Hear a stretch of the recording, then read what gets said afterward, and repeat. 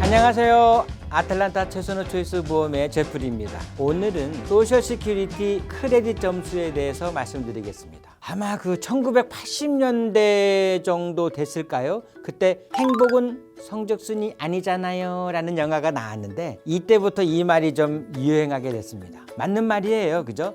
행복이 성적순으로 정해지는 것은 아니죠. 성적이 좋으면 행복할 수 있는 확률은 조금 높을지 몰라도 행복이 전적으로 성적에 달린 것은 아닙니다. 아무튼 성적은 대개 점수로 판정이 됩니다. 옛날 학교 시절에는 흔히 백분율로 점수를 매기죠. 그래서 100점을 받으면 100%를 받았다는 것으로 치는 겁니다. 이 소셜 시큐리티 제도에서도요, 개인 소득에 따른 소셜 시큐리티 세금 납부를 점수로 환산하여 매기게 되어 있습니다. 이 점수로 소셜 시큐리티 연금을 받을 수 있는지 또 메디케어 혜택을 받을 수가 있는지가 결정이 됩니다. 한번 예를 들어 볼게요. 여기 직장에 다니시는 어느 분이 계십니다. 이분의 회사는 6개월만 본격적으로 운행하고요. 그러니까 이분은 6개월만 일하시고 그 나머지는 일이 없는 상태이신데요. 어느 날 그분의 친구분이 이 소셜 시큐리티 제도는 점수제로 관리된다라고 알려주신 거예요. 그래서 그 친구분의 내용을 들어보면 소셜 시큐리티 세금을 내면 그것이 점수로 쌓이는데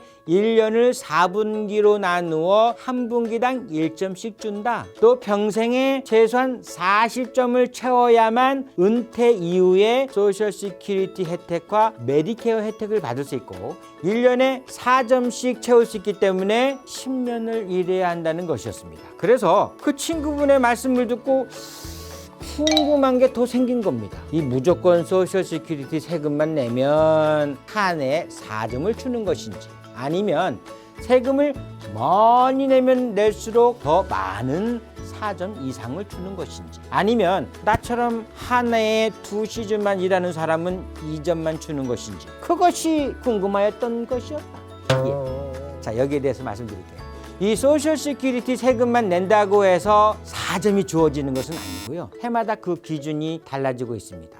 2021년 현재 기준으로 1,470의 소득을 1점으로 쳐주고요. 즉 2021년도 4점의 크레딧을 쌓자면 5,880 이상의 소득을 신고해야 합니다. 그리고 이 소셜 시큐리티 세금을 많이 내면 낼수록 더 많은 점수를 주는 것은 절대 아니고요. 개인이 근로소득을 아무리 많이 내도 1년에 4점 이상 주지는 않습니다. 그리고 이분은 또 1년에 6개월만 일하시기 때문에 소셜 시큐리티 세금을 아무리 많이 내도 2점만 주어지는가인데요. 과거에는 그랬는데 현재는 그렇지 않습니다. 한 해에 1개월 동안 일하는 사람도 1년 동안의 소득이 1,470 이상 2,940 미만이면 1점, 2,940 이상 4,412 미만이면 2점, 4,410 이상 5,880 미만이면 3점, 그리고 5,880 이상이면 4점이 주어지는 것입니다.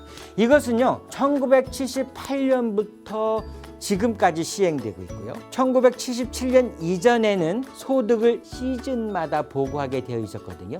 그러다 보니까 소셜 시큐리티 세금 보고가 없는 시즌에는 크레딧 점수를 전혀 받을 수가 없었습니다. 그러나 지금은 매년 한 번만 소셜 시큐리티 세금을 보고하게 되면서 아무리 짧게 일을 하셨다 하더라도 소득, 여기서 소득은 급여와 자영업 소득입니다. 기본 소득 액수만 충족하면 그 액수에 따라 1년에 최대한 4점의 점수를 주게 되어 있는 것입니다. 자, 다시 한번 정리하자면요. 소득이 있다고 해서 소셜 시큐리티 세금은 내는 것 아니고요.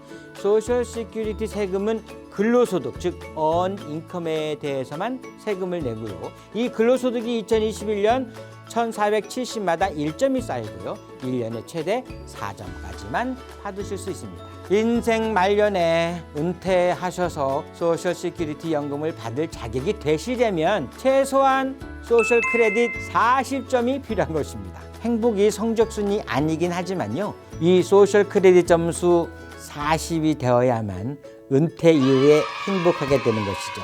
그러니까 이거는 우리가 꼭 따야 되는 점수인 것입니다. 알았죠?